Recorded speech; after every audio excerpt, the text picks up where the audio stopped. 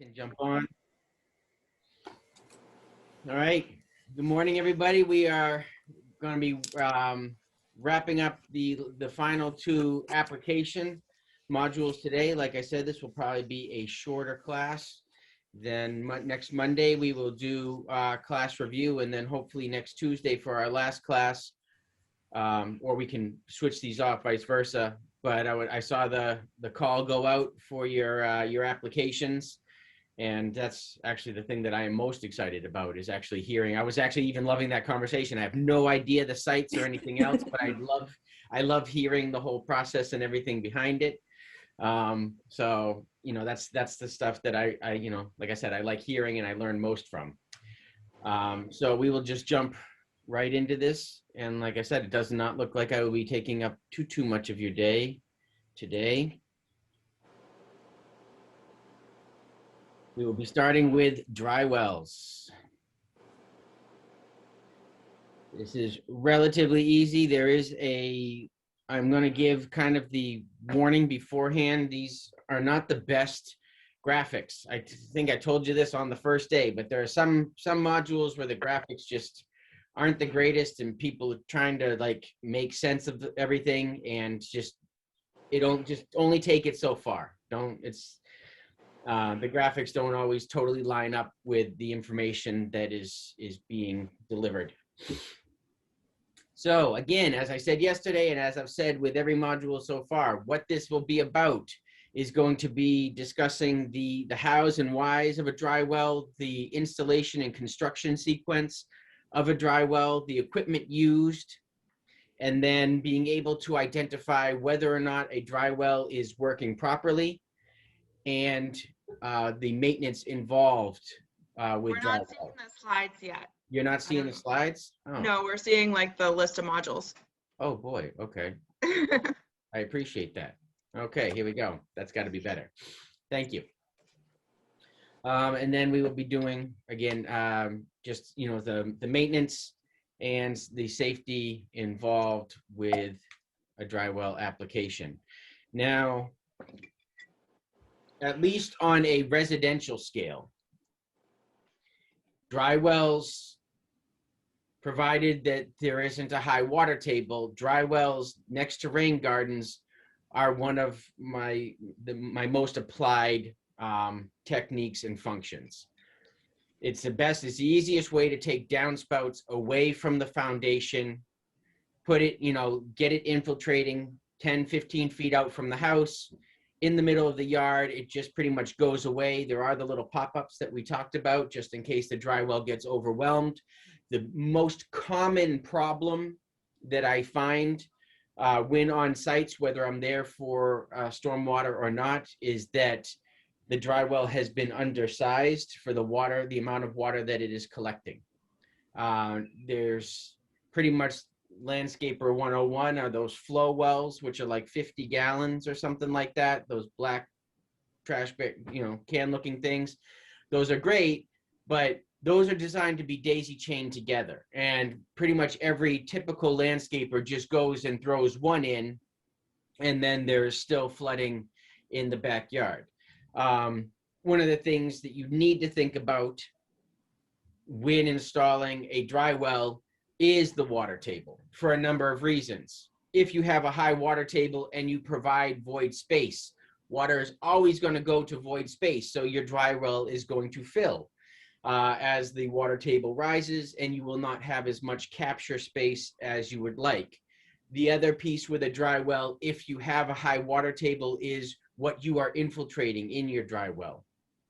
So you need to kind of be aware of the kind of water that's going in there, because now that water is going in minus a good amount of filtration. So if it's just a roof, okay, but if it's just the roof, anything that's coming off the shingles, any heavy metals or high nitrogen or whatever, is now infiltrating 4 feet underground. It's just going right there. So if you have a high water table, that's no time until that all those pollutants or whatever, or nutrients, however you want to view them, are making it to that. So you need to be aware of your water table when you're talking dry wells. and you need to be aware of the area that you're collecting from. There has to be some thought. More often than not, like I said, a typical landscaper is just going to look at a house and be like, oh yeah, we'll put a dry well in. And they just kind of throw it in, not even thinking that, again, like we noticed yesterday, if you're collecting off 4 sections of roof, you need to have an idea on how much water that's going to be. And it's going to be more than 50 gallons. So, you know, you kind of have to have an idea on that. Chances are you'll either need to daisy chain your dry wells together or upgrade to a Cultec chamber or something of the like to at least hold and or infiltrate more water. But those are the two, I guess, the two biggest concerns that I have, having nothing to do with the exam. Those are the two biggest concerns that I have with dry wells. Now, having a pop-up or some sort of an overflow on your dry well is also a very good idea, because you're still taking the velocity out from the water. And if it just kind of bleeds out onto the lawn or onto whatever, and then reabsorbs from the surface down, that's not the end of the world. What you don't want is to create a pool because the dry well is overwhelmed. All right. But what made me think of the high water table was yesterday's project. And we were talking about storage chambers and things like that. But if we're infiltrating all of that salt, either from the driveway or whatever, on yesterday's example, I don't want to put that essentially either right in as the water rises, right into the water, or right above the water table where it's only got, 6 inches to 2 feet to filter before it finds the water. So that's part of that project that I have to be aware of and that makes me nervous. Anyhow, dry wells are excavated depressions filled with uniformly graded washed rock that temporarily store stormwater runoff until it infiltrates into the underlying soils. Dry wells may also need to flow into underdrain injection controls, regulators for groundwater quality.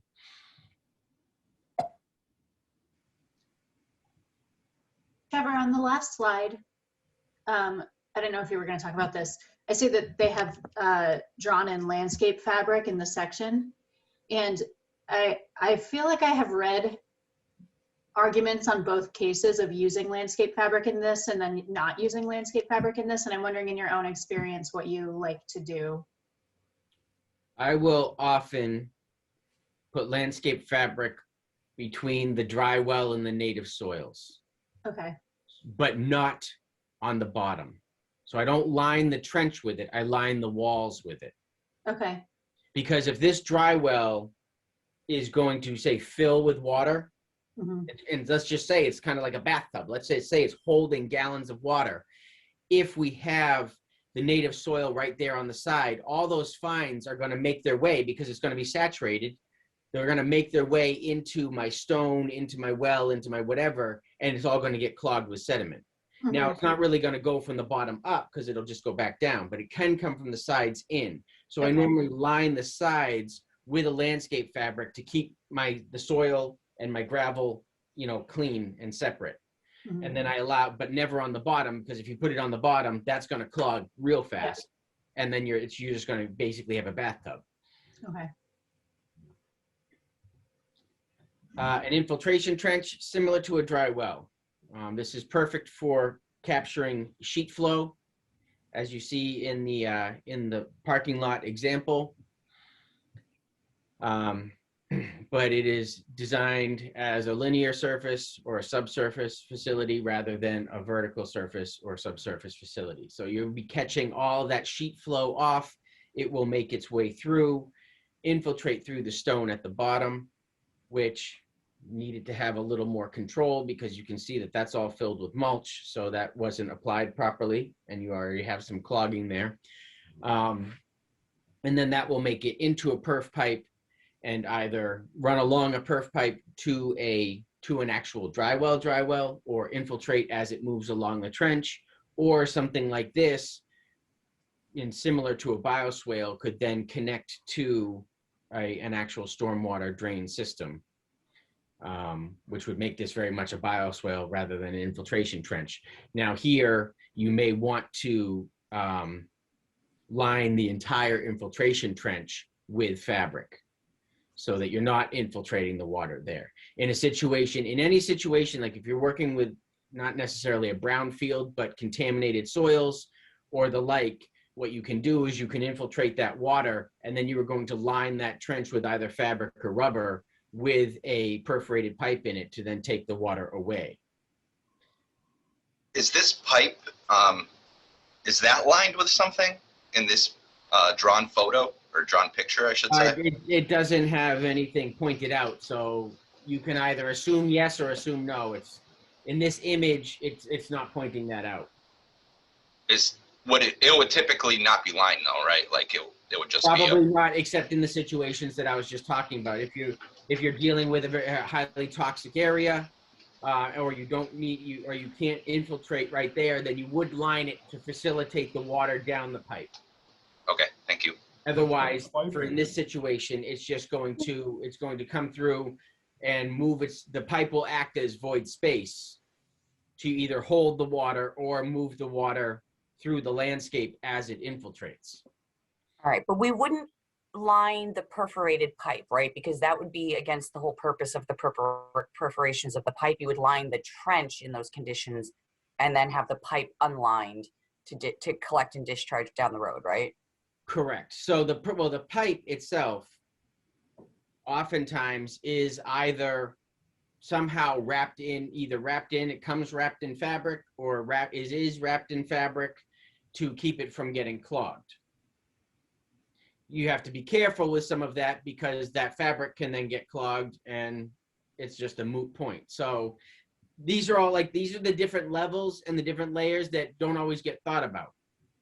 So like I've seen perf pipe, wrapped in multiple layers of landscape fabric. I've dug these up and I'm like, well, there's no way the water's really getting in there. It's too thick and too easily clogged. There are, you may or may not have seen the perf pipes that are wrapped in sock and packing peanuts that are supposed to eliminate trenching and gravel and everything else. Those aren't the end of the world, except that you're putting packing peanuts in the ground. But that's its own thing. That's the things we have to weigh out when it comes to stormwater management. Then there is corrugated perf pipe that comes with a sock already on it. Depending on who you're using or whatever, I've seen some of those that I don't think that they would work very well because I believe the socks would clog. Other times the socks are too flimsy, so it could be like a false sense of security. So you really have to look at the product. You have to look at the situation. Anytime you're getting like a pre-made product that's sold to be great, just look at it, because some of them are like really cheap, really low end, and they're going to cause more problems than do well. And if you are going to line your perf pipe or wrap your perf pipe, in fabric, make sure you do it so that water can still make its way into the perf pipe. Sometimes that's as easy as putting down 6 inches of gravel, setting your perf pipe, putting fabric down over the perf pipe, and then putting the gravel down on top of that. Either way, if that fabric ends up getting clogged, then there's going to be a problem. However, that is one way to do it. Hey, Trevor, Yes. can you go back to that last slide? The one on the left, you said it was installed incorrectly. The mulch, the mulch is all washing into it. So is that a grading problem? Would you have graded it flatter so it's not, you got to run the water from the driveway to that trench eventually? How do you install it? So that could be a planting problem. It could be solved through planting and having some more plants so that the mulch doesn't wash out. That could be a mulching problem. It could have just been mulched too heavily and all the excess mulch has washed out. If maybe it was just a huge rainstorm and some of the mulch washed out, in which case this would be part of the maintenance, and part of the site visit would be to come and look at this and be like, oh, well, the infiltration part of my infiltration trench is clogged. And you either take a blower or something to that and get the mulch out of the stones. But having that mulch continue to wash down onto the stones like that, ends up defeating the purpose over time. So, I mean, a number of things could have happened in this picture, but you know, it starts with maybe there's too much mulch, or somehow the mulch is moving. So the velocity of the water is not being controlled and it's carrying it away, or maybe there was excess material that got carried away. But that's kind of the erosion that we need to look for, because it's that erosion like that that either makes its way, if a bed is too mulched, and it makes its way onto a permeable walkway because the beds are mulched too much, or in a situation like this, you know, we can. It's very easy to undo what you're trying to get done, and oftentimes that will happen when the say the landscape practices that are being applied to it don't take into account the actual functioning of the system. So if you're hiring a landscaper and they're used to just either blowing down or throwing down, you know, 3-4 inches of mulch on top of the 3-4 inches of mulch from last year and whatever, because this system went in, but then, you know, they contracted out to somebody who didn't know what it was. Maybe they just drive around the parking lot with a blower truck, but you need to be aware and take caution not to clog the system. So there are those things that happen. Again, from what I said from the beginning, like, everybody needs to be on board. And it doesn't matter if you hire a new landscape company to maintain your property or whatever, then they need to be brought on board. They need to be read in. They need to be read into the program to make sure that this works, because a lot of the standard landscape practices aren't going to take into account that this is a functioning system. Can I ask a question on this as well? Yeah. So in this particular case, the runoff from the parking lot goes directly to the trench. It's not getting filtered through the plants. Is that correct? It is. It is. It's going through the plants first and probably into the soil, but the excess water or any heavy water is going to make its way into the perf pipe and either get carried away or just gather there. Because like I said, the perf pipe can either act as void space and just fill as all that water is infiltrated, or the perf pipe can act to convey the water elsewhere. So in this situation, a light rain, the water's never going to make it to the pipe. You know, but in a soaking rain, the water is going to come through, work its way through those plants and infiltrate into the ground there, and ultimately either end up at the bottom of the trench, you know, either over a couple hours, or it's going to go right there if it's a super heavy rain. So the difference between this and a swale. It's, I was saying, you know, just a little bit ago, like, this is really close to a swale. And again, like, this isn't a great picture to try to point out an infiltration trench, because this very well could be, in real life, could be a swale.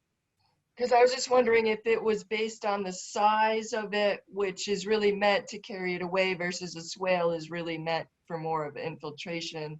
Because this looks like it's more on the bottom of, like, to be removed. There's not a whole lot of space on the bottom to actually hold water. Correct. So yeah, this would be, I guess, if you were going to try to determine the two from this picture, it will be an infiltration trench because it's not going to detain water at any point in time. The water is going to enter the system and then enter the pipe, because the pipe is technically like a foot under that gravel.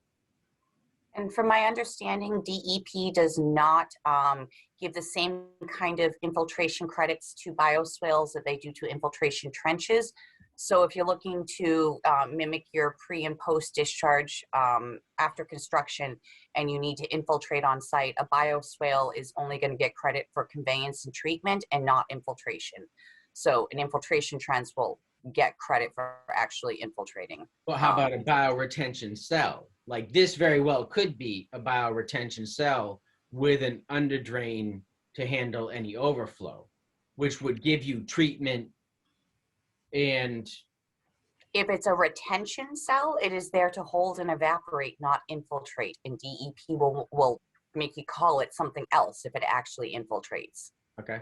Yeah, so that's just for when you see it listed on plans in Massachusetts. The swale doesn't get a lot of infiltration credit, and if you call it a retention basin of any kind, they're going to say we need proof this infiltrates.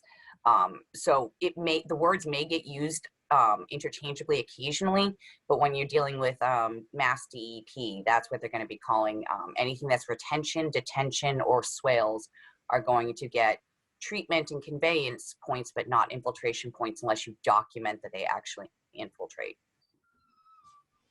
And so the infiltration trench would then get treatment and conveyance points.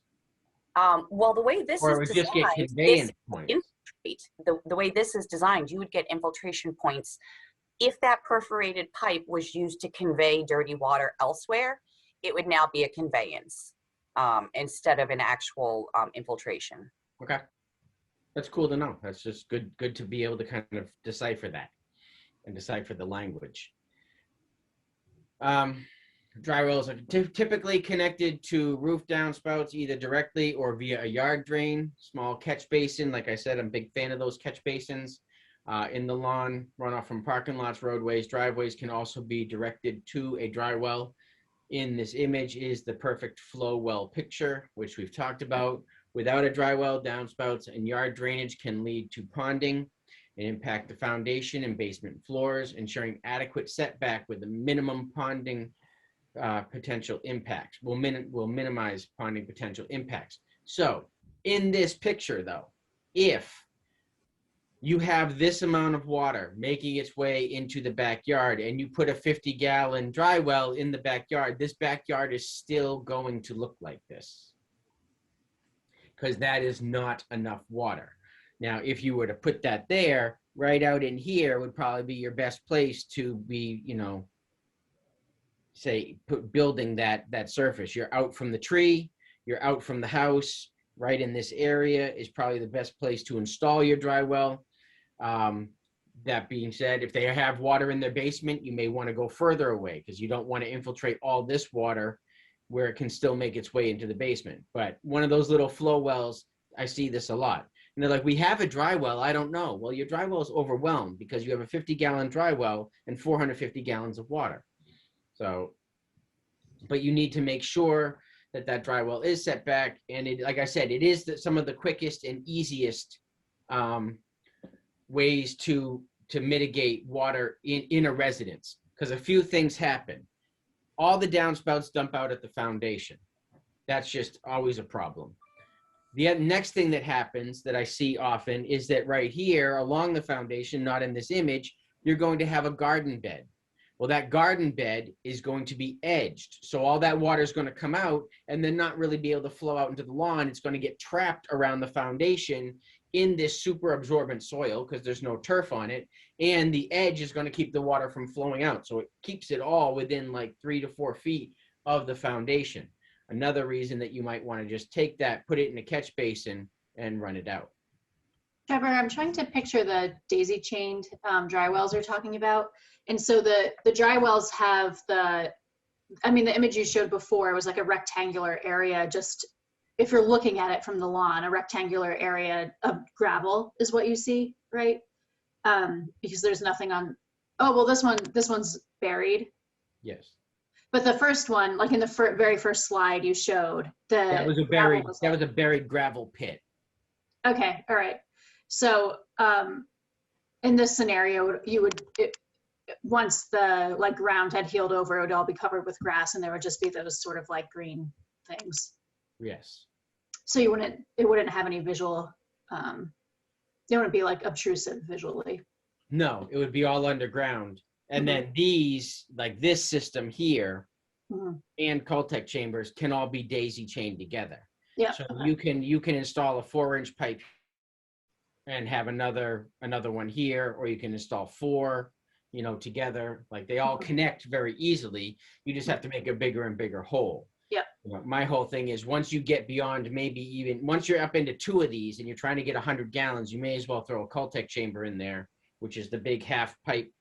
If you don't know, it looks like a half pipe cut section, and that will hold, a whole lot more water, provides more void space. It's sturdier than these. It's just, it's got a whole lot more going on. Mhm.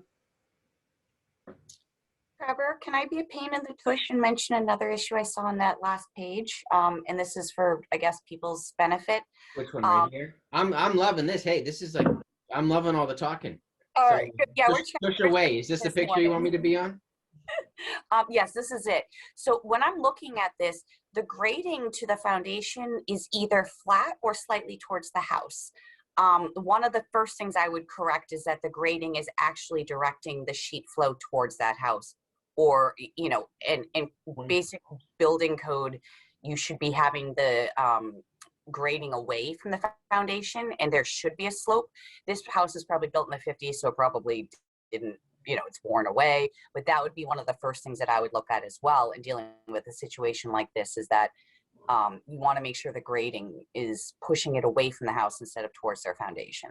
Yes, 100%. However, if in looking at this whole image, I mean, if you really want to pick apart the image, the whole house is a nightmare because it looks like the siding really does come right down to the ground, so you can't build it up.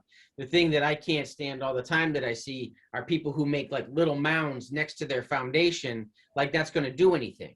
Or they put a bunch of plastic along their foundation, like it's going to, like, if I lead it 2 feet from the foundation, then I'm going to be fine. Like, there's just so many things, and I feel bad because they're trying to think of how do I direct water away, but it's just it's futile to just kind of do it like that. And people always ask, well, can you just make a little mound right there? And I'm like, no, I can't. Like, you need to get it away from your foundation, and that little mound isn't going to run the water off. It's so, yes, but you're absolutely right. But again, in this image, like, it looks like the house is already pretty much underground, and you know, there's a whole lot happening here.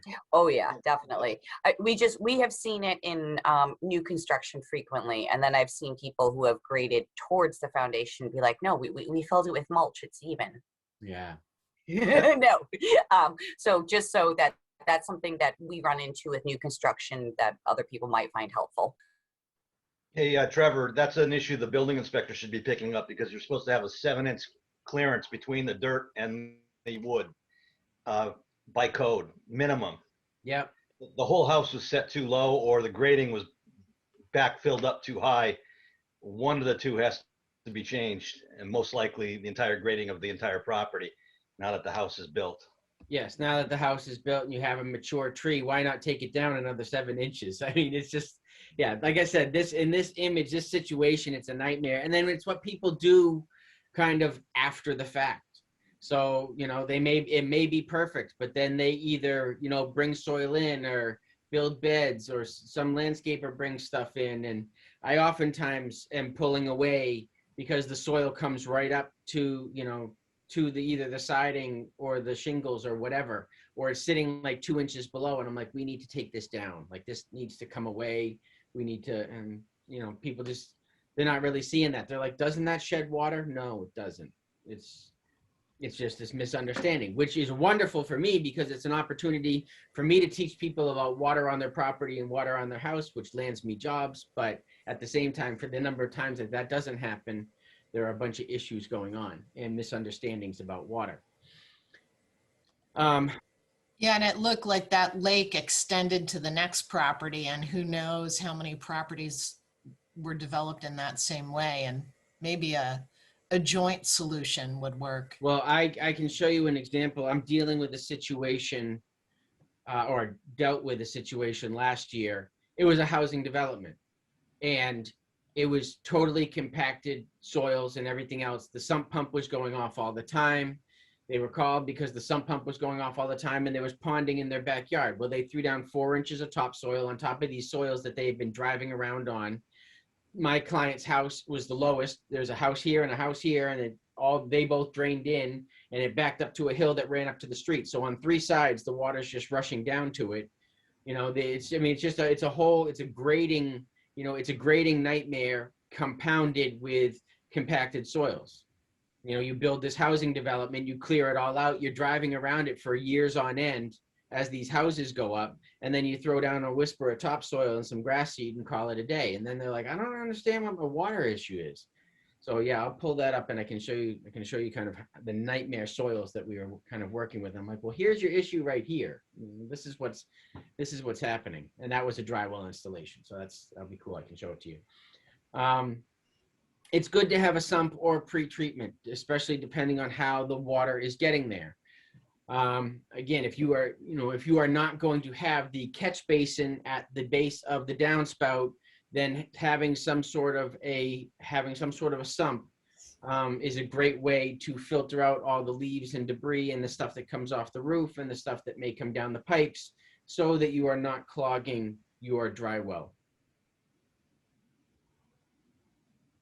Again, you do not want to infiltrate water from a dry well any closer than 10 feet from the house. And it also depends on how much water you are infiltrating. Because if you're going to infiltrate 1,000 gallons 10 feet from the house, that could still be a nightmare, especially if the house is older. So you need to make sure that there is a healthy setback going on. And you also need to be aware of how well your soils drain. Because if you have quick draining soils, then you should be fine. But if your soils are slow to drain, then you need to be aware, because the water is going to go somewhere. Just because it's out of sight, it shouldn't be out of mind. So what do you do if you've got clay soils with a lot of these houses that you're showing us? If I have clay soils in these situations, you need to create a larger storage area. Either that or you need to find another solution. But if you have slow draining soils, you can calculate kind of the infiltration rate of the soils, and that will tell you, okay, if I have 800 gallons here, it's going to take an hour for it to drain out. I need to, try to accommodate X amount of gallons. If you really want to, do the math all the way out on it. Otherwise, you can just say, okay, I have about 800 gallons going down here. I'm going to accommodate for, 1,200 gallons or 1,000 gallons. I'm going to build in an extra 200 gallons because I know that the soils are slow to drain. So I'm going to, create a little extra space, and I'm definitely going to have a pop-up. The other thing, from my perspective, and something that a proposal I'm working on in Brookline, which is all clay soils, is I'm going to advocate for lawn and soil remediation. I'm going to advocate for adding humic acid to their clay soils, so that we're going to aerate, we're going to add humic acid to the soils, add some compost to help break that up, and slowly start to break up the clay situation, so that the lawn and the garden proper will infiltrate better, because it is slow to drain. The client is downhill from a house similar to theirs, so it's compacted lawn that landscapers drive all over, and they have sprinkler systems that they use too much, and that just drains onto my client's property that has compacted lawn, because the landscapers drive all over it with sprinkler systems that until recently they've used too much. I said, how often do you run this? They're like, oh, every day, every other day. I'm like, well, how about we go ahead and cut it down to maybe 3 times a week? They're like, really? Do you think so? I'm like, yes, because your soils, it's holding water all the time. It never has a chance to drain. It never has a chance to dry out.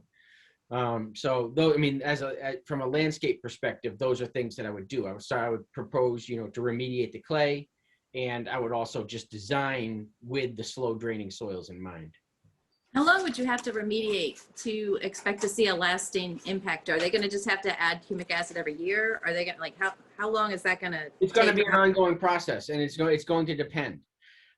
So I suggest everybody aerate, compost, and overseed, like for a lawn, as a normal practice, whether you're on clay or not. But especially on clay, if you're on like a sandy loam, then do it, every other year, say. If you're on clay, then I suggest every year to constantly work that organic matter into the soil and break up that clay.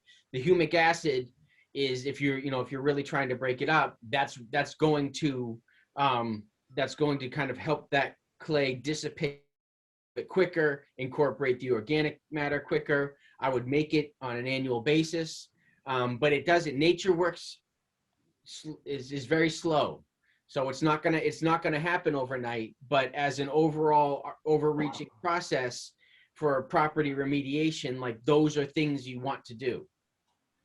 And you know, so if you're dealing with say a campus situation or a residence or whatever, but like if you have heavy compaction, if you are dealing with clay, like these are the things you want to do. I'm working with a designer out in Chicago, and she's talking about the heavy clay soils out in Chicago.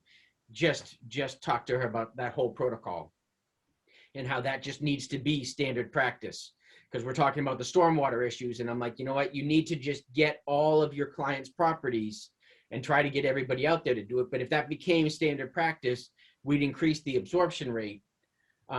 You also need to, the other thing I tell people to do, which they're like, oh, I never even thought of that, is like, if your landscaper, and forgive me if you like, this is totally out of your wheelhouse and you guys don't care about this stuff, but it's stuff that I tell all my other classes. Like, if your sprinklers go off, you know, Monday, you know, Wednesday and Friday, and the landscapers come on Wednesday, then don't have your sprinklers go off at 4:30 in the morning on Wednesday. Because you're going to then have saturated soil that these dudes just drive all over. And the thing, it's my biggest pet peeve, because what we have, the biggest problem with most residential properties and with, you know, with landscaping in general, is compaction. And yet landscape crews, and especially mowing crews, drive no matter what. Like it should be standard practice to be like, hey, you just tell your client, don't run your sprinklers on the days that we're coming. And it can't be standard practice because there's a schedule, but like, if it's raining or if it just poured, you can't go. If the top 2-3 inches of soil are absolutely saturated, you can't be driving an 800-pound machine all over it, or even a 300-pound machine. You're going to be compacting then 8 inches to a foot down, you know, on a regular basis. So like, these are things, but these are things we don't consider, because mow crews just need to want to stay on their mow schedule. And like I said, considering communicating with the client to turn off their irrigation or to time your mow schedule not with the irrigation is just, it hasn't been thought of. I've never met anybody who says, oh yeah, I know what you're talking. It's like, I feel like that doesn't get thought of. And it should be standard practice, because the mowers are the most regular, or the repeat offenders of any standard landscape.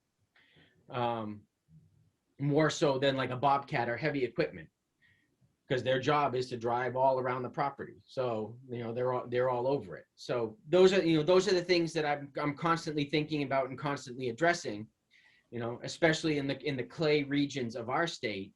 But, you know, it's just a constant thing. It's, well, you need to have a soil protocol, and it's going to make your gardens or your lawn grow better, and it's going to make your water issues go away. And it will just take time, and it might start to take effect in like 2 seasons, or it might take, you know, 3 to 5 years before you're like, oh yeah, I don't even have that problem anymore. You know, it's just, it depends on the situation, the clay, and how actively they go at it. You know, if you think of it like weight loss or whatever, it's like, if you're active about it, then it might happen quicker than if you just passively go about it and eat cake on Wednesday and, you know, then fast on Thursday. It may not happen right away for you. So how much humic acid do you actually put into the lawn? 1.5 pounds per 1,000 square feet, I believe. That sounds about right.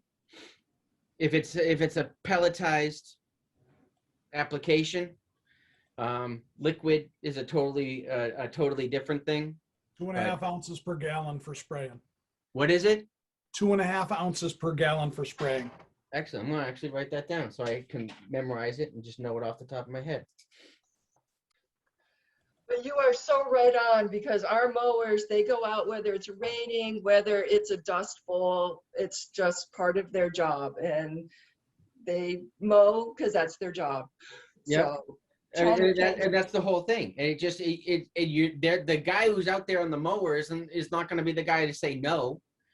You know, he's not going to be like, I'm not mowing today because, well, they want a paycheck and their boss isn't having that, you know? So and I feel the same way. It's the biggest problem while we're on lawns and everything else. It's the biggest problem, with fertilizers, because my next door neighbor has maybe 3 blades of grass in his front yard, but they walk around 4 times a year with the pelletized fertilizer on their compacted lawn that's really just all dirt, and it all either blows onto, rolls onto, or washes onto the sidewalk, and then it's just kind of all over the sidewalk. I have dozens of photographs, and I even mentioned it to him. I was like, you know what, you need to fix your lawn and not just, well, they fertilize it. They're fertilizing your 4 grasses. That's like me doing anything with my hair. So come on now, there's nothing there. So, but like, that's another thing, because, it's just these routines, that we get into, which is great for sales. I get it, being in the industry, I get it. It's great for sales. It's great for ease of scheduling and everything else. That all being said, we inadvertently do damage. If we have a compacted lawn, and we're just putting down fertilizer that we may or may not need, because who knows if they've actually done a soil test or if they're just doing it because Scott said do it now. So it's all that reasoning that just drives me crazy, within this industry, because we have the power we have the power to do so much good. And we have the power to create climate resilient landscapes. We have the power to sequester carbon. We have the power to create habitat. I mean, it is just an amazing opportunity and situation to be in. However, we do things like add way too much phosphorus and nitrogen to to our waterways and our storm drains. And we compact the soils and increase runoff. And we, drive dirt and pollutants kind of all over with the trucks on construction sites. And it's just like, we blow it. We blow it because there's no forethought there, like tarping materials and stuff like that. So anyhow, sorry, total soapbox there this morning. All right. We aren't doing the same thing, Trevor. We're all jumping in today. It's good. It is good. It is good. As far as just configurations and pipes, etc. You want to use, while you are taking the water away from a building, you want to use solid walled pipes.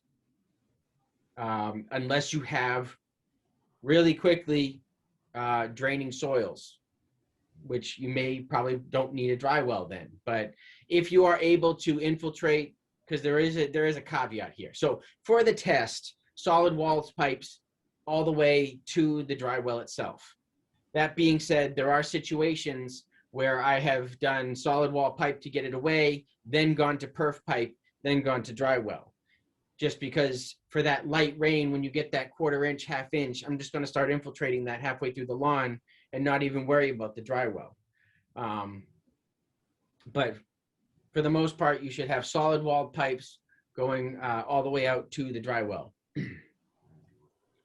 A rock well is the excavated depression with uniformly graded rock. This is how, when I started and before they had all the great stuff they do now, this is what I did often, and had to kind of calculate, estimate how much, was going to go, how much water I could hold in all of those rocks. Trevor, is that I don't think you already said this. Is this a downspout diverter, or close to the building there that's sending some water through pre-treatment and some underground, or how does that work? This is, yeah. So this looks like it's going in this image. Mm-hmm. There is the, I don't know that it would be a diverter, but there is some runoff, whether it be a downspout or just the house itself. Okay. That's making its way across the lawn and I guess into a surface drain. This is an image that's always confused me. And then there's the water that's going directly in. Yeah, I'm not familiar with like downspout equipment, but it seems to me like if the water has the option to go straight down versus... Dude, you're better off filtering out the water here and sending it to the dry well. Like I said, through a catch basin or something like that. When you have drains in the middle of, especially lawn areas, they just get full of debris. Yeah. you know, more often than not. And then if they're not readily cleaned, then all that debris just right into the dry well begins to decompose, and you start to lose your porosity.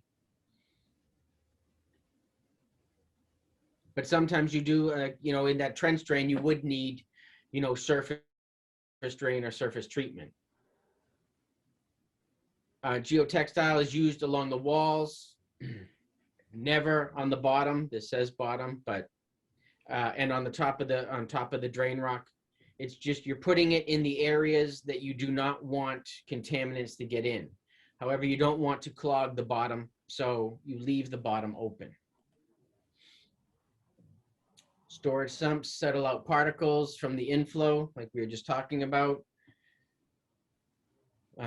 Concentrated flows must be distributed into the aggregate using a perf pipe or slotted surface pipe.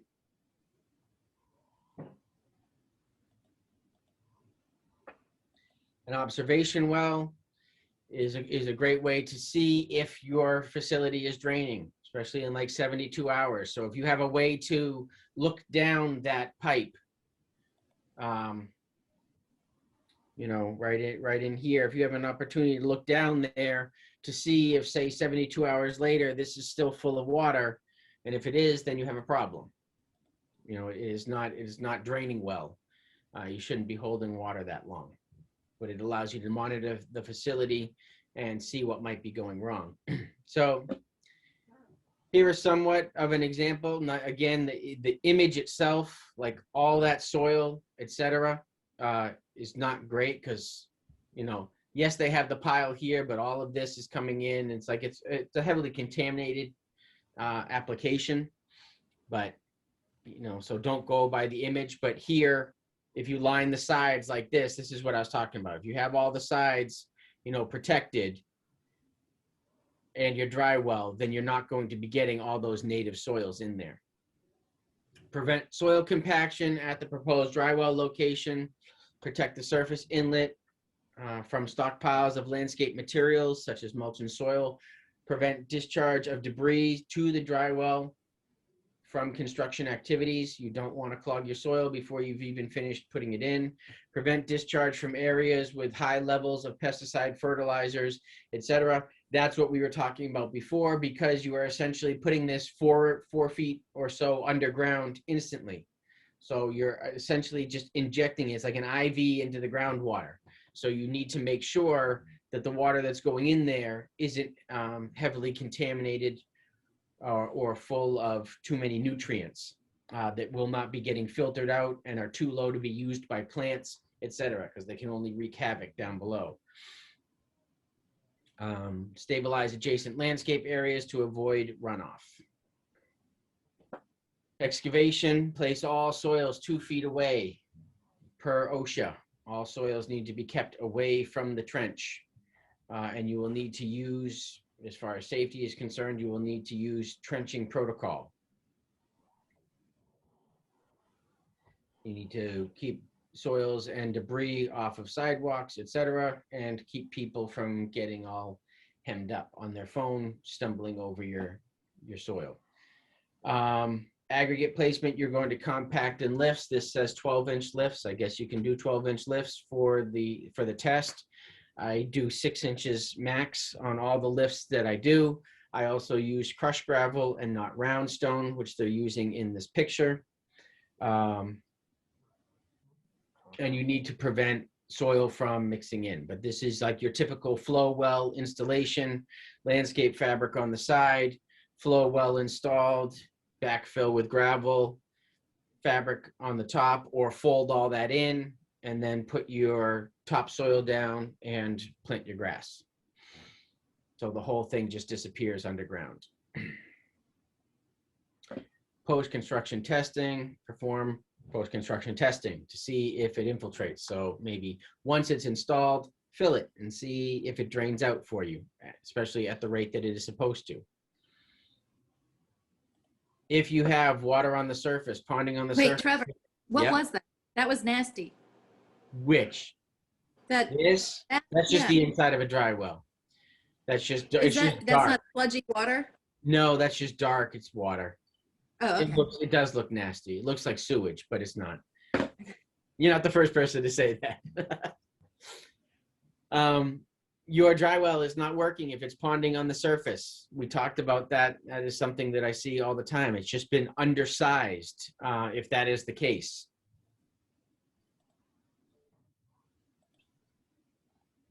That can also happen from a landscape perspective. That can also happen because of the client.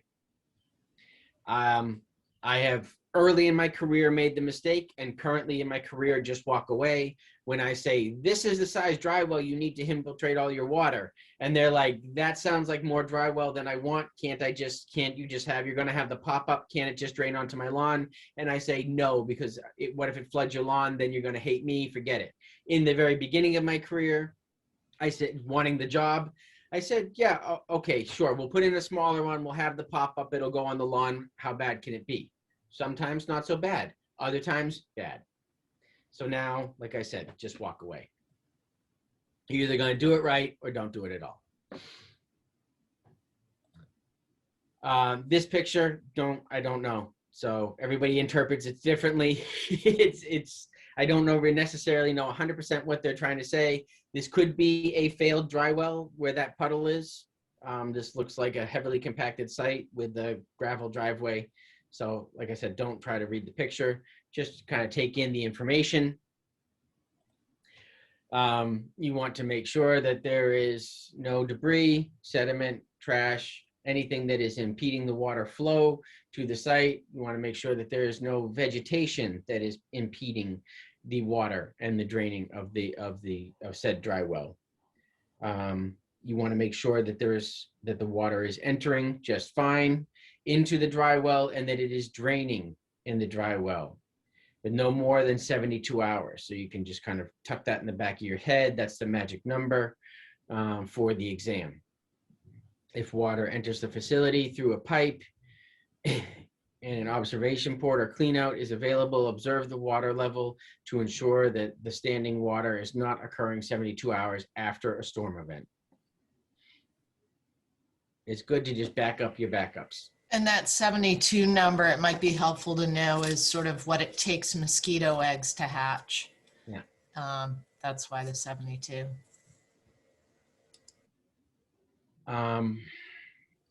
So you need to keep your surface drains. So these box drains or catch basins are what I install most on residential properties. I also put the bag inside more often than not to keep out the fine debris so that there aren't any fines making it to my dry well and or my rain harvesting system like we talked about before.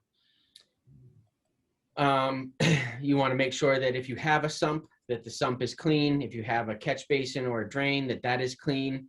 You know, when we were talking about yesterday's example, if we installed the channel drain, that would need to be kept clean and probably need to go into a sump before. If we did across the driveway a channel drain, that would probably need to go into a sump before it went into the dry well, because otherwise it's going to take all the sand and everything from the driveway and just run it into the dry well. So if we were to do that example, that's going to have to come, all that water is going to come down the driveway and down the downspout into the channel drain into a sump where it can settle out, then run to the dry well that I had talked about having on the upper side, which would then, it could be one of those flow wells, like a 50 gallon, because that's fine, because ultimately I want it to overflow and slowly drain down to the back, going down into that area all the way down in the back.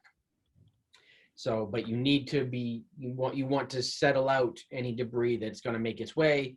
And if you have a sump, that needs to be part of your regular maintenance, because once that gets full, if that gets full of sand and sediment, then all that sand and sediment afterwards is just going to run into your dry well and ruin your dry well.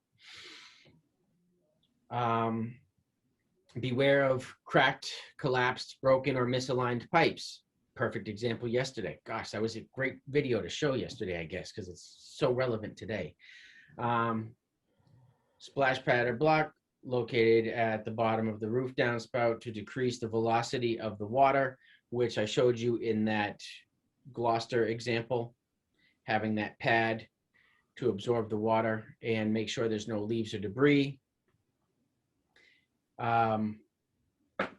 You want to make sure that the sumps do not have excessive sediment, like we talked about. Access lid can be there. I used to, I think I mentioned, I used to work on Giselle and Tom's property, and they had a bunch of sumps like this all over their property, and they were all clogged and all full of mosquitoes. And I actually shared with their landscaper, I'm like, these are all clogged and full of like mosquito larvae. And he's like, yeah, well, so I was like, all right. But yeah, so, and they had very eco, if you know Giselle Bunchen at all, she's very eco-minded. However, they had 72 zones. When they were establishing their landscape, there wasn't enough hours in the day to actually run all the zones on their property. They had 72 zones on their property and just giant instant landscape with their trees and stuff. So they weren't as eco as they try to tell you on TV. Your maintenance inspection, just have the parcel information, really have the as-built drawing, the location on the property of where the dry well is. Any easements or legal agreements should be in your O&M, and your O&M should have a checklist, which is going to say what type of maintenance, who was there, what time, the time of the last rain event, how much it was. Any information you can think of that is relevant should be on that checklist and in that O&M manual. Again, if you can figure out, when you're trying to figure out what went wrong, if you can go back and determine where the ball got dropped, you can probably figure out what's happening underground, like where it went wrong along the way. If these are kept honestly, I mean, they could just go through, anybody could just check it all off and then you never know, but you could figure out along the way, when the last time, if you go and the sump's clogged, you can say, okay, when was the last time the sump was cleaned out? And if the sump was just cleaned out, then you may need to be looking for, an excessive amount of debris. You could have had a real messy rainstorm that just washed all this new mulch, somehow into the system and clogged the sump that way. So, you can back into where it went wrong. Clear all obstructions for the entire system. So that goes for the gutters, the downspouts, all pipes leading into the systems, clean out the sumps, et cetera, et cetera. And that is dry wells. Any other questions about dry wells? Hey, Trevor, I have a question. Yeah. So at the beginning, one of the beginning slides, you had made a note about the underground injection control permit, the UIC permit. Yeah. Are there any other green infrastructures that require that same permit? Or is it? Not that I've run into, and people on here may know better than I, but not that I've run into. Just that. I've never had to worry about it with a bioswale or anything else, just dry wells. Okay, thanks. And it's dry wells of a certain size. I can't remember exactly what it is, but I don't know, Trevor, if you know, like on residential properties, the sizing usually doesn't get triggered for that permit. Yeah, so for the most, that's what I'm saying. So anytime I've ever come across that, even seeing any of that, has been on kind of a commercial level or municipal level, and that's just when people have been talking about it. But I mean, I've never had that issue on a residential scale, and I've never, in any other conversation about other GI applications, like I was saying, like bioswales, bioretention cells, et cetera, nobody's ever brought that up. Doesn't mean it's not a thing. It's just, it's not a permit that ever gets triggered, as far as I know. Trevor? Feel free to correct me. The old regulations, as far as I was aware of, as long as it's wider than it is deep, it's not considered a well. Okay. So if you're 4 foot high by 6 or 8 foot diameter dry well, it wouldn't be considered a well. But if you went the other way, 8 foot deep by 6 foot diameter, then it would require a permit. Excellent. That's a good rule of thumb to know. Perfect, thank you. All right, we are going to dive into my dream project, as I mentioned yesterday, which is constructed wetlands. Did I do that right? Are you seeing my screen? Somebody with a thumbs up. I can't see any of you, so maybe just let me know. Okay, thank you. Constructed wetlands, like I said, dream project, because this does it all. This does the habitat creation.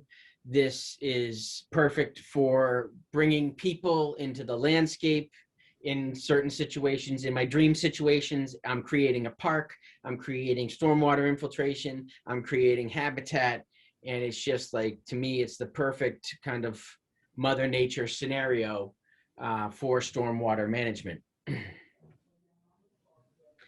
So again, we're going to talk about the construction, the functions, the installation, the maintenance, how to know if it's working properly or not.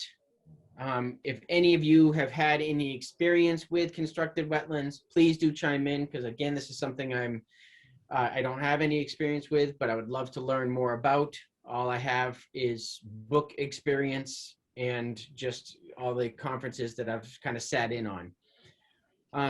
Just letting you know, UMass is looking at putting one in. Then for you're going to have Canberra. to stay in touch with me, because like I said, this is something I'm fascinated in. So we're looking to get a grant to help cleaning up. We have Tan Brook that runs through that really is just surface water runoff before it actually hits the Mill River. So I will keep you posted as we progress on this. It's just like I said, I mean, on a small scale, I think it's awesome. On a large scale, like, this is huge. One of the last classes, you know, that I talked about, I was talking about, like, people are like, how or when would you ever use this? And the example I gave, I don't know the property, the parcel or anything else, but like Patriot Place, all I could think of was like Foxborough, with all of those buildings, all of that runoff, all of that parking lot, all of that everything, to me seems like a perfect kind of scenario where you would want something like this, because all of those other, yes, have a parking lot full of, bioretention cells that maybe then all drain into this and use those as pre-filters. Like, you could definitely stack functions there, which I think would be great. But if you weren't, then I think, again, like a scenario like this is the kind of scenario, or like you were saying at UMass, a scenario like that, a large campus, is the perfect scenario for applying something like this. At least in my mind, it is. And Oh, sorry, Terry. And we're working with, because we're dealing with the town of Amherst, so it's all of the town's runoff versus not just the universities. We're just the end area where it dumps into the river. So that's why we're trying to come up with some land and trying to figure out the best appropriate place to put it right now. Gotcha. Isn't Alewife Reservation a constructed wetland? There is, yes, something down there. And like I said, I've been on the tours of that. Yeah. And it is. I'd like to go on a tour with an unbiased person to tell me how well it's functioning, because I drive by it all the time. Right. So I'd really love to know if it's functioning as designed, because there are certain areas that don't look great to me, but that just could be me. And also, Alewife is just, it is really just collecting the kind of the worst of the worst of that area. It's the lowest point. It's got everything running to it. There's, heavy residential, heavy construction, heavy everything there. So, maybe it's just never going to look pristine. But I would love to just be able to tour that with an unbiased observer who knows how it's supposed to function. Yeah, that's a good point. I toured it with Wendy Goldsmith, who's, I think, firm designed it. And so it was like remarkable, I was like blown away, but it was definitely with someone who was very proud of it. So getting an unbiased opinion would be interesting. Yeah, and just seeing the data, because I mean, it was, a few years ago when I went, it was one thing. This is a few years later. Is it still performing like it should? what's the effluent like? How is that like? Just like I said, it's just stuff that fascinates me, because to me, this, in a situation like that, and what we just discussed, is a great example or a great method of what we could do. Is it large scale? Absolutely. Does it handle a ton of water? Yes, absolutely. So much more so, than the methods that we've been talking about. But when used in conjunction with all of those methods, you could have some really clean water coming out. Like I said, if you pre-filtered in a bioswale that then drained into, this whole section, that then filtered through all this before it made its way to the waterway, that takes some urban planning, but that would, really be able to handle a whole lot of water and a whole lot of toxins. So this thing like a natural wetland, and to have it function, look, and act like a natural wetland. It's usually built outside of the floodplain, of course, because you want it to handle all of the stormwater, and then will drain into a natural wetland area. Stormwater wetlands they have the ability to slow water and settle out sediment, filter sediment and debris through plants, provide contact to allow contaminants to absorb or be broken down by minerals and organic material, microbes in all that soil and in those areas, take up nutrients through plants, chemically break down contaminants through bacteria. So here we kind of have the step-by-step. The one is the water dissipating, losing that energy. Again, the first thing that you need to do with stormwater is steal the velocity, and then begin to infiltrate it or disperse it somehow. In slowing it down, we are able to replenish the groundwater along the way. Through the microorganisms in the soil and in the constructed wetland, we are able to break down many of the contaminants. Like I said, fungi and bacteria can break down hydrocarbons, oil slicks, etc. There's a cool video put out by Paul Stamets where he has oyster mushrooms devouring an oil slick, which is pretty amazing stuff. The water then could be stored into the soil, or it's going into the forebay pond, where all that sediment is going to settle out, and then it will slowly make its way through the system, slow released into surrounding bodies of water. There's the temporary holding basin, and it provides, again, you can see all the way through this, is talking about how it's providing food and habitat for lots of wildlife. So what you need to know when constructing a constructed wetland is, unlike a rain garden, you will be using wetland plants in this situation, and there are multiple types of wetland plants. We have the submerged plants. The submerged plants are the oxygenators. They provide oxygen just by being plants under the water. They provide food and habitat, but they also they filter nutrients or provide oxygen to the water. And then we have the floating plants without roots that just sit on the surface, like duckweed and the like. That just floats on the surface. It actually does shade. People often, look at duckweed and they think it's like a bad thing, but it actually does shade the water and prevent algae blooms. It's not necessarily a bad thing. And then we have floating leaved plants like water lilies, and the things that are rooted in the soil. They're taking the nutrients from the soil, but they're living the majority of their life on the surface. And then we have the emergents, things like cattails and phragmites, but also pickerel rush, arrowhead, bottlebrush, American lotus, etc. These are things that will live in, about a foot, can be over a foot. Lotus will live over a foot of water, but can live in about a foot of water or less. So those are your marginal plants or emergent plants. So this is just the overview. The duckweed, again, we look at it, we think it's gross, but it actually does provide a whole lot of function going on. Then we have just the floating plants, like, like the duckweed, but then we have the water lilies and the like, which are rooted and they send their leaves and their blooms up to the surface. Again, shading out, so taking up nutrients, shading out. One of the things that I do in my landscape life is create natural swimming ponds. So that's what really actually got me way into this, because in creating a natural swimming pond, I build bog filters, and I have to think about putting plants in and having plants take up the most nutrients when they're blooming or fruiting. So I have to stagger, I have to think about the plants and stagger the blooms, the bloom times, so that there's always something blooming and taking up a whole lot of nutrients, or there's something that's really pushing if it doesn't bloom, and taking up a whole lot of nutrients. So you want to be able to just pull all those nutrients out of the water. Submerged vegetation. Anybody who's ever gone canoeing has probably seen any of these. These are all the things that you see a lot in the Charles, all the things just under the water. Great habitat. Like I said, they're pulling out a whole lot of nutrients from the water, but they're also rooted in the soil, but they pull the nutrients from the water as it passes by.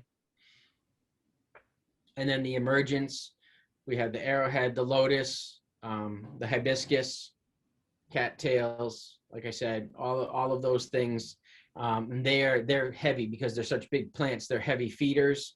They're great to have, again, for habitat, etc. But they are heavy feeders and pulling things out. So just like any other garden or just like a bioswale, you need to think about these layers. So when we're thinking about a garden or a typical landscape, we might have the overstory, the understory, and then whatever your ground layer and ground cover is going to be. Here, very much the same. Your overstory is going to be these marginal plants.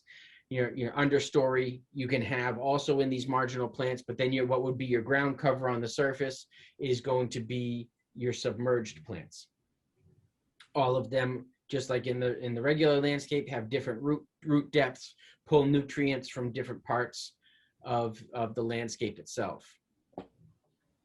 So as far as the construction sequence is concerned, we have the inlets, which are going to dump into a forebay, which will capture the sediment. So this area should be designed so that it can be cleaned. Should there be too much sediment in there, I would make this area, if I were designing one, to be easily accessible either for dredging or the like. I would either have a whole lot of pre-filters on there that could just be handled with like a mini X, or create it so it's easily accessible so that you could get in there with a larger excavator or something for dredging should you need it, without having to disturb downstream. How often do those need to be dredged? Because don't you have to get a bunch of permitting to do like sediment forebays to do the cleaning? I don't know because I've never had to do it. So I mean, I would assume, I would say like every 5 to 10 years, you probably have to, depending on how much this is catching, you would have to kind of set it up to be dredged to keep it functioning properly. I can answer the permit question. I know a lot of people worry about these constructed wetlands becoming regulatory wetlands that you need permits to alter. In 2012, DEP put out a policy that constructed wetlands, as long as they are maintained as a stormwater facility, will never become jurisdictional wetlands. So you do not need any wetlands permits to clean out that forebay. The policy was issued in 2012. So as long as you have an operation and maintenance plan that you're following for the original construction, you don't need any additional permits. Excellent, thank you. That's awesome. Thank you. So here we have pipes and weirs to distribute the water through the wetland. So when we're talking about components, this is stuff you're probably going to want to know for the test. But you need to regulate how much water and how fast it is moving through the wetland. Because if it just comes pouring in and moving through, cranking through, it's going to clog downstream, either with sediment, if the sediment's not taken out. If it has too much velocity, it will disturb the plants or overwhelm the wetland before it has the chance to process the water. But you need areas constructed in the wetland for the nutrients and the materials to settle out. So you have the forebay that's going to settle out many of much of the sediment, the grit or whatever that's coming off the street. But some of those smaller pollutants and toxins will need to settle out as it moves through the system, as they pass through roots and parts of the plants, etc. Like those things will be settling out and will also be into the soil, and the soil will take care of them from there. During construction, you are going to need to install temporary erosion control to make sure that the surrounding area is not washing into your wetland. You're going to create your basin and you're going to add your liner, and you need to make sure that your liner is all good. Your clay liner, or I'm sure you could use a rubber liner as well, but clay lined will allow you to slowly infiltrate into the native soils. Then you're going to install that growing medium, which will be designed to not only infiltrate, but also to continue to filter, because you want that soil to be able to house the right types of microbes, to not go rancid in anaerobic conditions and create toxins or toxic situations. And much of that can also be handled with the plants. The plants will keep those anaerobic zones from kind of going rancid on you. And then once done, you can remove all of the erosion control. Signs your facility is functioning properly. The water is moving through it as planned. The vegetation is healthy and thriving. And the outflow is cleaner than it was, as the outflow water is cleaner than it is at the inlet. And of course, the opposite is all true if it is not functioning properly. If you have areas that are not draining and remaining stagnant, if your vegetation is dying, or if the water is no cleaner once it leaves than when it came in, your whole system is not functioning properly. This is just a really cool teeny system that I just think is kind of neat. Performance requirements. You want to have significant holding time. The whole idea here, so like in a bioswale, the idea is to move the water and slowly infiltrate the water. This is to move the water even slower because we're letting nature kind of do her thing. And so that's going to be, these nutrients need to be, the water needs to be there so the plants can take up the nutrients. The water needs to be there so that the bacteria and microbes in the soil can take up the nutrients. So it needs to keep moving through the system, just at a very slow pace. We don't want to have stagnant areas where the water just doesn't move at all, but it needs to move slow enough that the pollutants can settle out throughout the system. Typical maintenance establishment phase of the plants and the system itself, about a year, 6 to 12 months. You want to remove any dead and dying vegetation and replant it as necessary. So you may plant an entire section that may die out, and you just need to fix that. I say in one of my design courses, you know, as far as being a landscape designer or landscape architect, we're basically suggesting outfits for Mother Nature to wear. She may or may not like them. We can pick them out, and we can absolutely think that she's going to love what we picked out, and she might not, and we just have to accept that and pick out something different. You want to, you want to make sure that the water is moving through at an appropriate rate, that certain areas are not draining all the way out, because your vegetation will then, depending on the area, your submerged vegetation will die or go dormant, and you don't want it to just die down to the roots, because then that's adding excess nutrients in the soil. So you need to make sure that the proper amount of water, or the minimum amount of water, is moving through the system at all times. Annual inspections, you need to remove the sediments from the forebays, like we just talked about. Inspecting the forebays, and again, if you can capture the water in an area where it's easier to clean, that is just like with a bioswale.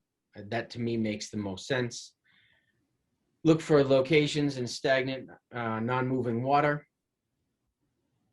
Check for evidence of animal nuisance animals.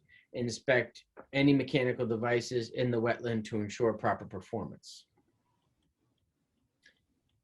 Inspect and ensure all structural elements, inlets, weirs, etc., are stable and functioning. Repair damage, any erosion, blockages, or failures along the way. It is good to just, again, you can mitigate major problems if you have regular maintenance. Check and remove invasive plants and harvest plants as required by the maintenance plan. By leaving all that vegetation there, you are just increasing the nutrients. So, unlike a standard wetland or whichever, you actually want to remove the vegetation from a constructed wetland annually, so that you don't just keep compounding all the nutrients that are in the water.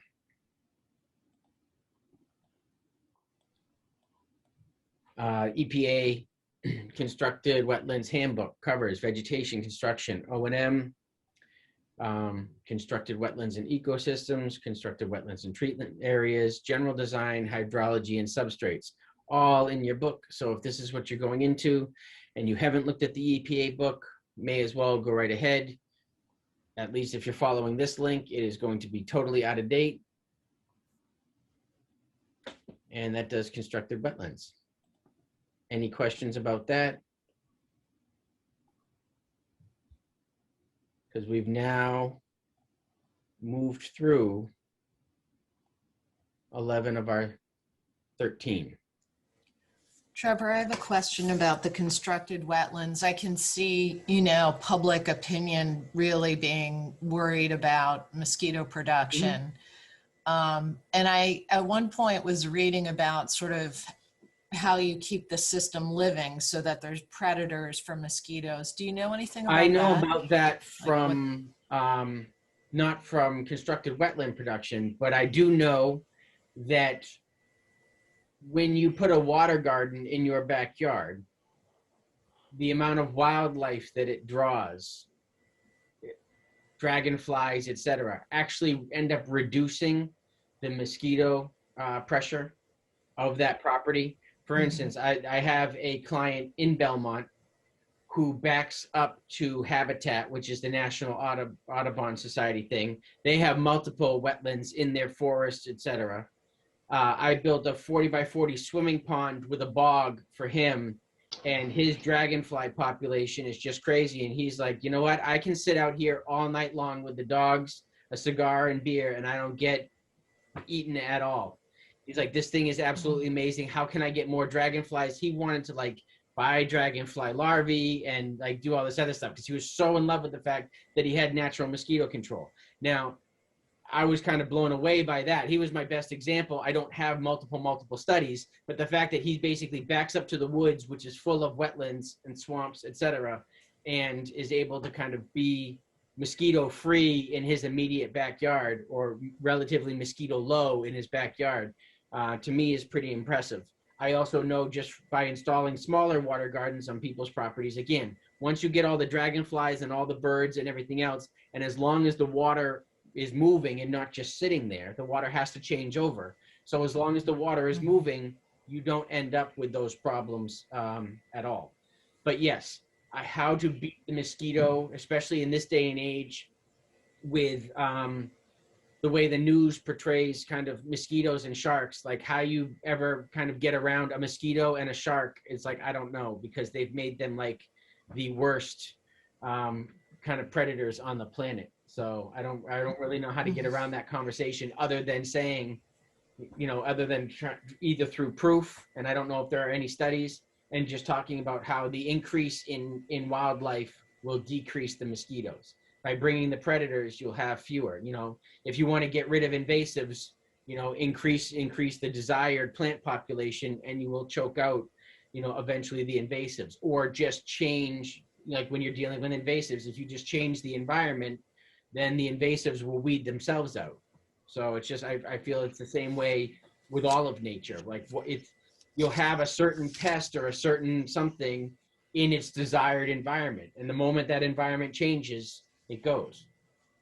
So, you know, if you, Yeah, I guess the other way is to animate the surface of the water, but that kind of defeats the purpose. So if you animate it, the eggs aren't viable, they drown. Yeah. But is why water gardens that's, work so well.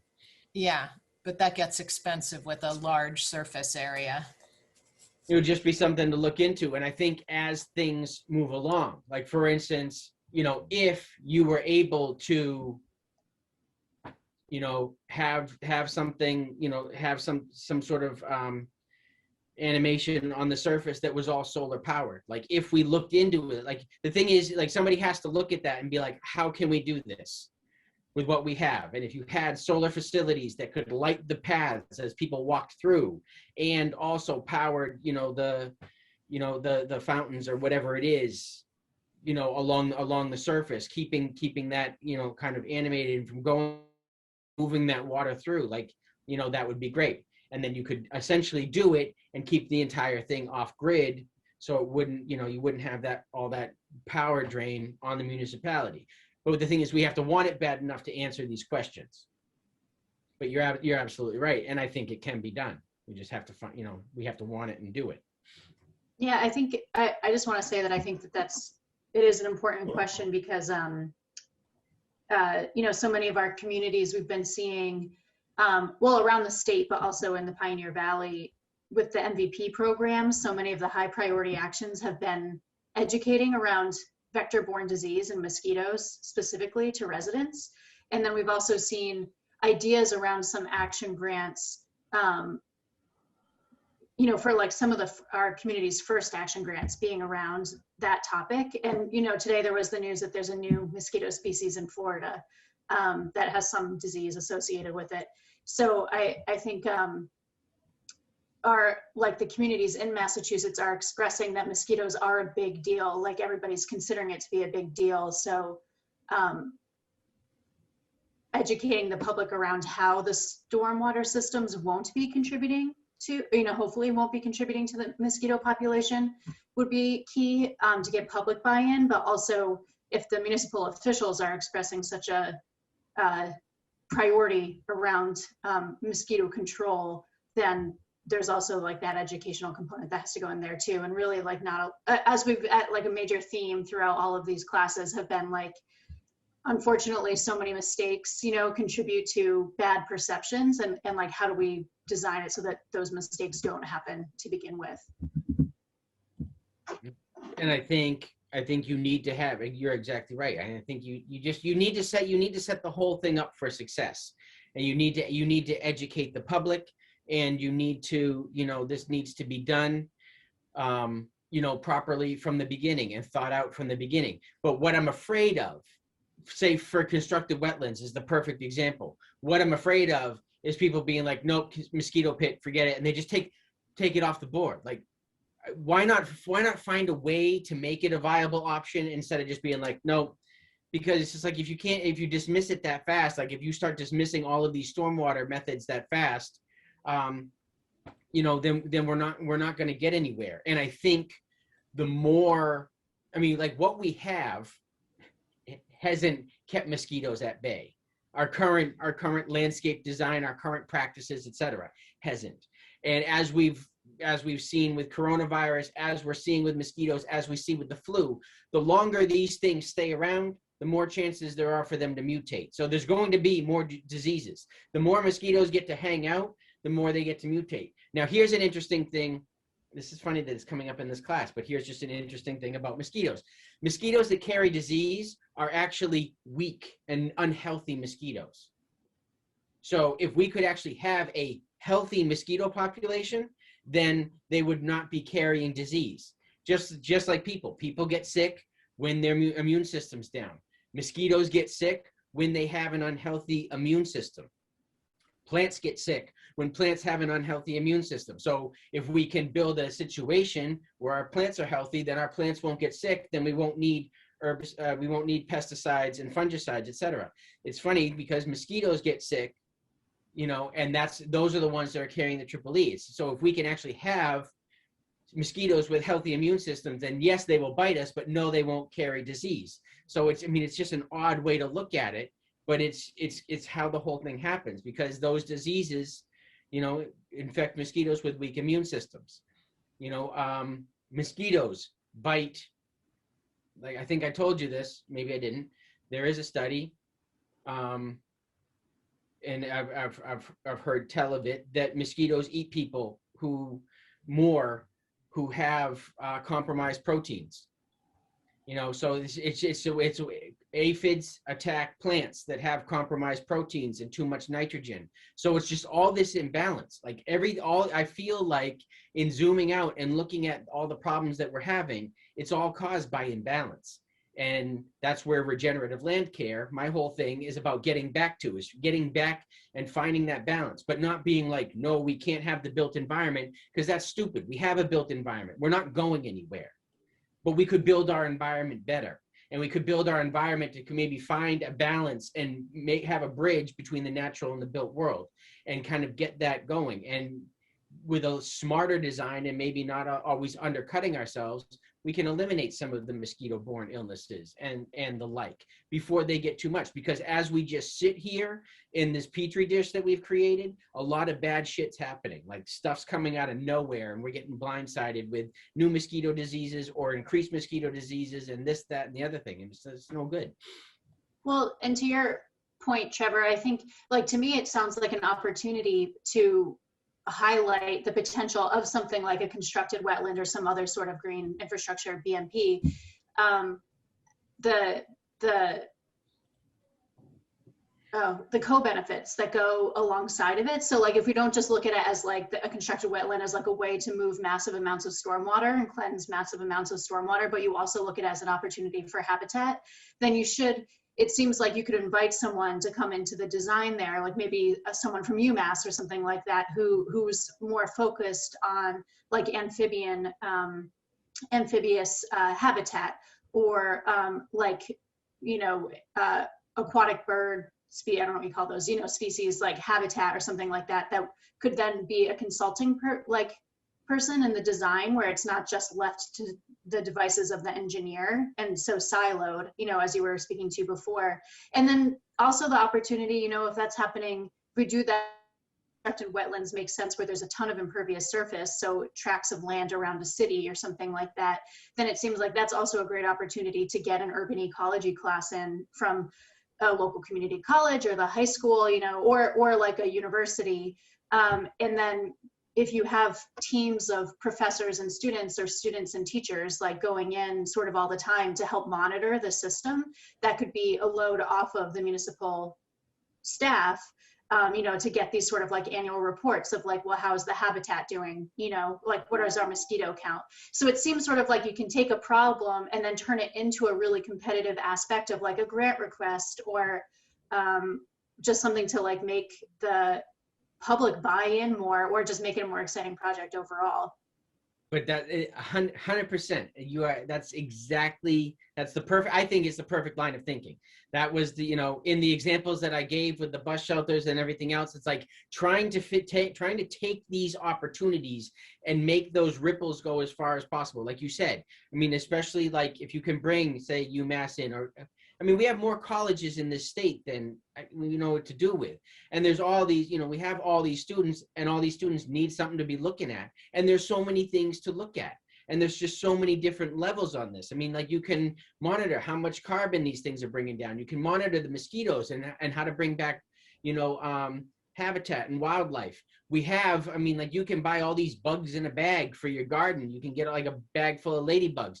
Well, why don't we start looking at programs for like dragonflies and being able to just inoculate, you know, constructed wetlands with dragonflies and all that stuff. It's just like there's so many cool opportunities and so many things like biological controls and the things like you were saying, just taking some of the load off as far as inspection is concerned, or, you know, whichever. It's finding a way to do it. It's being like, you know, it's people saying, you know, we don't have the staff for that, and being like, ah, yes, but we can have these people monitoring this. The more information we have, the more documentation we have, the more we can prove that it works. And, you know, things like this, et cetera, like, you know, with sea level rise and everything else, like with these things that are coming our way, the more we can start kind of preemptively studying this stuff, the more prepared we'll be if we have to deal with that problem. You know, so it's, I think it's key. I think your thinking is dead on, because there is a way to do it, and we can't just dismiss these things. We just have to be creative about it. Like when we talked about the infinite shower, like we just have to be creative about how to get there. Trevor, you did a couple of these things like the Corinne was suggesting, and what was it that made them not work? Like it was not seen as enough of a time savings, or was it that they didn't want to put, it was mostly that they didn't want to put in the money, right? Yeah, like the green roof, like it was 8 years ago. Like it was too soon. I think I had a better chance for that now. No. So yeah, well, it was 2016 that the green roofs happened. Okay. But a lot of it was grant funded, and nobody wanted to take it out as a real thing. It was a wonderful one-off. It was a great novelty, but nobody wanted to take it on as an actual program. Nobody was ready to like adopt it. So I mean, I think it can happen. It just needs to be brought back to the table. And again, like just like we're talking about, like I need to hear, like somebody has to voice their concerns instead of just saying no. Tell me why. Tell me why, so that maybe we can either find a compromise or find a solution. You know, but instead of just saying no, because like the city of Boston was like no. Well, the city of Boston said no because they wanted to use the tops of the, possibly they wanted to keep it open for advertising. So, you know, they could put stuff on the roof. So JC Decaux was like, we don't want to do that because that's one of our surfaces that we have the potential to advertise on. So I was like, well, there's nothing I can do about that. The only thing that could happen there is the city of Boston being like, nope, you got all those walls and everything else, figure it out. You know, they could have just, you know, the city of Boston could have been like, no, you know, green infrastructure is more important to us than your Corona ad. So, you know, just deal. If you want this account, you know, you kind of need to have that strong arm happening. The T, like I think I told you, the T really wanted to do it, but they weren't going to fund it continuously. The T was going to be like, yeah, put them up everywhere, as long as it's your responsibility and you do what we say. And I was like, well, that's not a sustainable program then. Like you didn't, that's not how this was supposed to work. Like it was supposed to be an education program. It was supposed to be an ongoing, like we were talking about, like people were supposed to be monitoring the heat, monitoring the stormwater, et cetera, et cetera. So it came down to money and buy-in.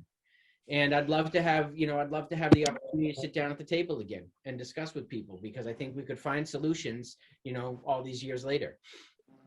Yeah, it definitely seems like a values issue. I think the other thing, and this happens everywhere, it's happened in every discipline I've been in that uses grants, that moving from a grant to like something that becomes part of the process, it's just a really tough barrier. It's like, it's a big obstacle because it shows that it can happen, but nobody then wants to, like, you know, make that part of the normal O&M of their departments. You know what I mean? There's no line item for the things that come in on grants.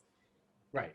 And going back to kind of the impression that I got from Christopher back, you know, on day one, was it's just like, you want to put pervious pavement everywhere, but you don't want to give me the money to buy my machine. Like, that's not fair.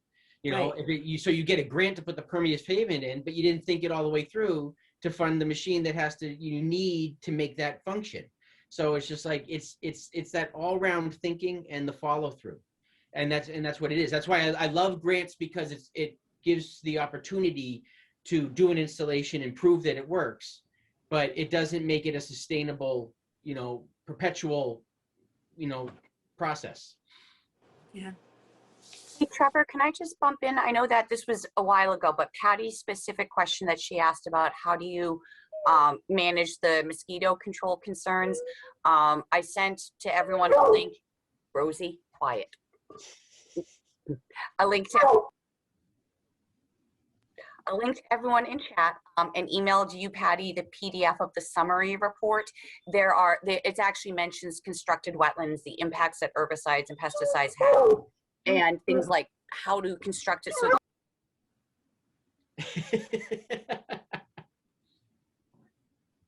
He has been sitting here the whole morning, not causing a single issue until I have to talk to you. Exactly. Now you're busy.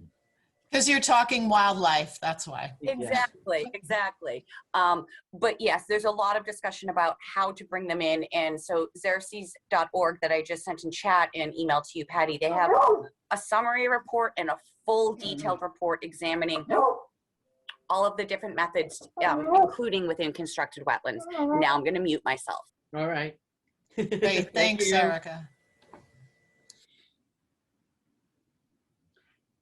So yeah, I mean, I think all of this, everything we talked about, from the beginning, and it's what I like about this class is because it's a unique angle. But we've discussed, from the beginning, it's like here it is, here's what we have, here's where it can go. This is green infrastructure, and we've now covered, really all the, at least for this exam, but all of the many methods of green infrastructure that are just there for us to use and to employ. All of these can be made better, which is the part that excites me, is that we can take any of these systems and make them better. We can figure out, like I was talking about, we can figure out soil mixes that are designed for specific toxins and plants through phytoremediation that are designed for specific toxins. We can make these systems, even better than they are now. And through by looking at O&M and by looking at these systems as an opportunity to improve and to make better, like I think we have wonderful opportunities. It's not a liability. It's not a pain in the ass. If you look at it like an opportunity, then it's great. It's a pain in the ass if you look at it like it's a pain in the ass. If you look at it, but again, as Heather was just saying, and as Christopher was saying in the beginning, like we need to think about this thing holistically. And we need to think about it, soup to nuts, and how we can make it successful all the way. Because, I mean, we're still having problems with successful installations, but it won't even matter if you have a successful installation if you don't have a successful maintenance program. So, we really do have to look at the whole picture. And if that has to be broken up, then that has to be broken up. But when applying for grants, I think that needs to be in there. For all of you who apply for grants or whatever, because from what I understand from the EPA and from what I understand even just through the MVP program, there is money being available. Like this stuff, people want to see it happen, and towns are writing grants. And I mean, I was talking to MVP, and they're flooded right now with just on all different levels. People on research, kind of like research and planning.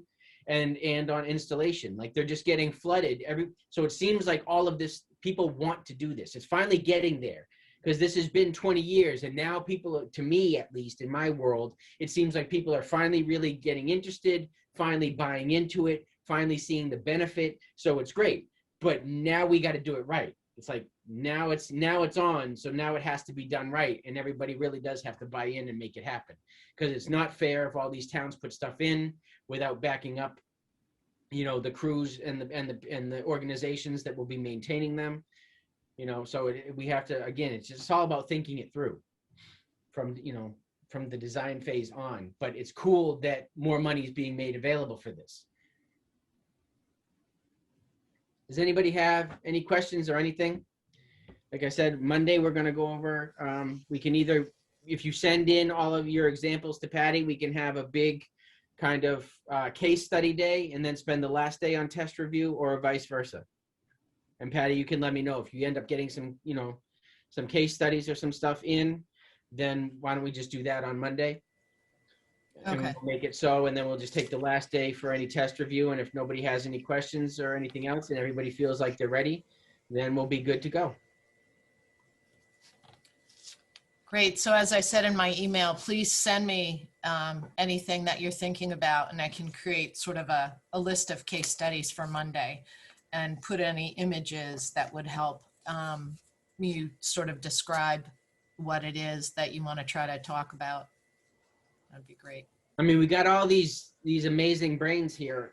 It's a free think tank, for any project or any idea that you're doing, and we have so many disciplines, You know, I think it's pretty awesome. I'm loving the fact that I'm getting, you know, the conservation angle, and I'm also, you know, getting, you know, the DPW angle. So this is great. You know, you never get all of this in one place unless you're at a meeting, and usually in the meeting the tension's so high you don't even want to mess with it. So this is one time we're all sitting together and it's fun. So Yeah.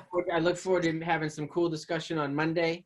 Please do take advantage and send some stuff in. Otherwise, I will just bore you with all the stuff that I have. All right.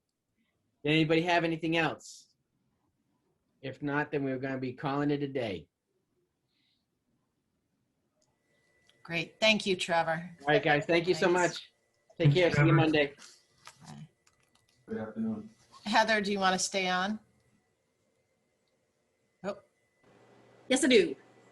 okay, cool. I didn't know if this was yours or his. I thought it was yours, so this. Yeah, it is mine, so we can stay here and keep talking. It's hard for me to go in and out of Zoom because I'll stop recording too. Oh yeah, good call.